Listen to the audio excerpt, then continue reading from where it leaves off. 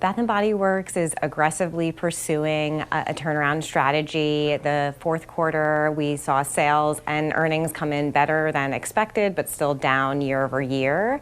And then their outlook for 26 wasn't super surprising, kind of in line with what they were expecting 3 months ago. You know, growth is kind of off the table as they pursue a strategy that's going to attract younger customers, a broader customer base. They're moving a little bit into wholesale. They're pulling on lots of different levers to really become back to the brand that they have been historically.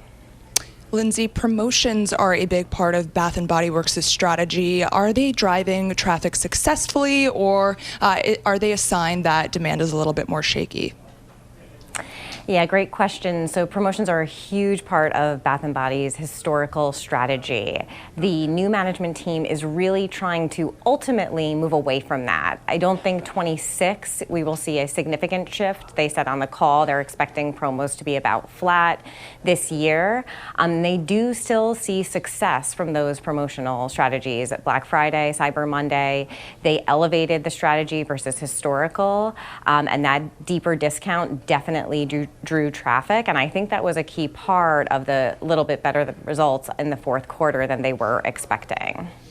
Lindsay, what's the Amazon.com play here for Bath & Body Works? Yeah, so I think that they're really looking to broaden their brand awareness with consumers that don't shop them already. So they have, 40 million loyalty members. Some of those customers have been with Bath & Body Works for a very long time. They're extremely loyal to the product, the sense that they have. But this company is really looking to reach that younger shopper. They're pushing into new lines. They have lip products now.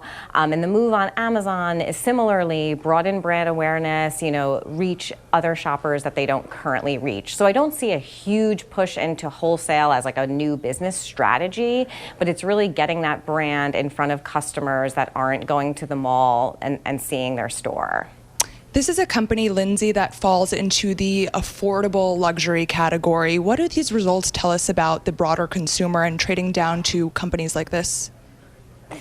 Yes, so Bath & Body Works has historically drawn customers for their value proposition, and they have an everyday luxuries line that did very, very well in 24 and 25. They still want to maintain their piece in that seeking for value behavior, and I think that's very important for them going forward. The new management team also wants to elevate the brand and push it maybe towards that prestige level a little bit. And in beauty broadly, we've seen prestige holding up a little bit better than mass.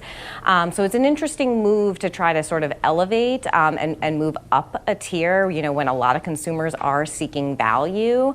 But I sort of understand the logic behind that, just taking a step back where those prestige brands have held up better in this economy, probably driven by a higher end consumer.